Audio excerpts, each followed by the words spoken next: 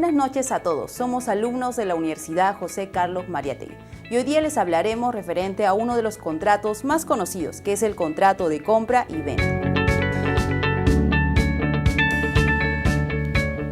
Pasaremos a hablar referente a la definición del contrato de compra y venta. ¿Qué es el contrato de compra y venta? Es el acto mediante el cual la persona denominada vendedor se obliga a transferir a otro denominado comprador la propiedad de un bien a cambio de su precio. Ahora, ¿qué es lo que detalla el Código Civil Peruano de 1984? Dice que define el contrato de compra y venta como aquel por el cual el vendedor se obliga a transferir la propiedad de un bien al comprador y es de pagar su precio en dinero. Tal situación lo podemos encontrar en el ordenamiento jurídico peruano. ¿Cuáles son las características de este contrato de compra y venta? Primero, es autónomo. ¿Por qué? Porque no depende de otros contratos. Es obligatorio porque existe la obligación recíproca tanto entre el comprador y el vendedor. Es a título oneroso porque existe enriquecimiento. Y es consensual porque existe o requiere el consenso de ambas partes, que es el comprador y el vendedor.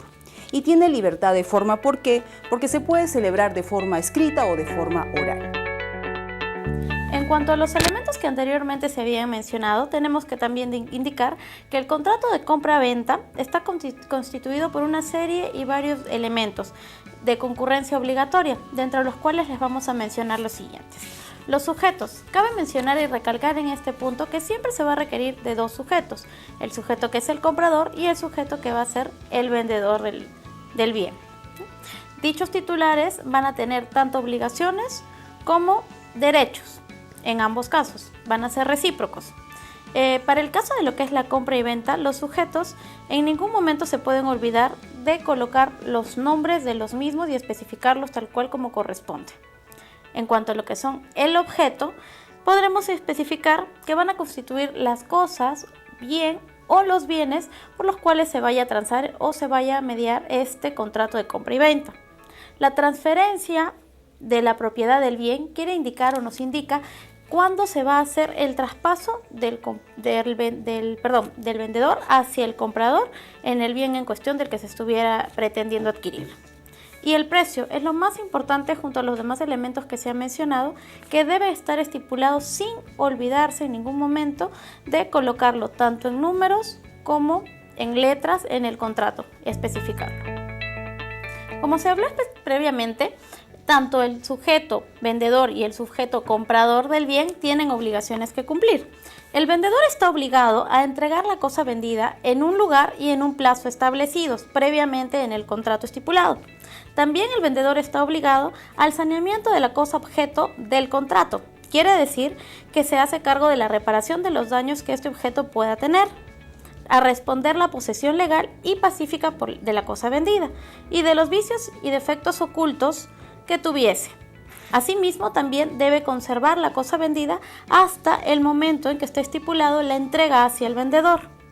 Ahora, por otro lado, el comprador está obligado, primero y principal, es a retribuir con un pago monetario y efectivo al vendedor por el monto estipulado previamente en el contrato.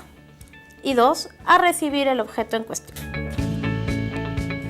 Buenas noches. Continuando con esta exposición, a continuación vamos a hablar de la extinción del contrato. Existen muchas causas para extinguir este contrato. Vamos a tratar algunas de ellas. El primero de ellos es el pago o el cumplimiento mismo de este contrato. También podemos encontrar la pérdida de la cosa debida, siempre y cuando esta pérdida no sea responsabilidad de las partes. Por otro lado, encontramos la condonación de la deuda. También hay algunas causas poco usuales, que son la confusión de los derechos, tanto del acreedor y del deudor, la compensación y finalmente la novación. Ahora vamos a hablar de la estructura del contrato. Podemos dividirlo en tres partes. El primero, que es el encabezamiento, vamos a conocer el lugar donde se celebra este contrato y la fecha del contrato. Luego, en el cuerpo, vamos a encontrar las partes, es decir, la identidad de estas mismas y su capacidad para poder celebrar este contrato. En la parte expositiva vamos a encontrar lo más importante. Vamos a hablar acerca del precio, la forma del pago, el lugar y fecha de entrega de este objeto. Y posteriormente, en la parte final, en el pie de este contrato, vamos a encontrar la firma de las partes. Con todo esto, finalizando esta exposición, queremos agradecer su atención. Buenas noches.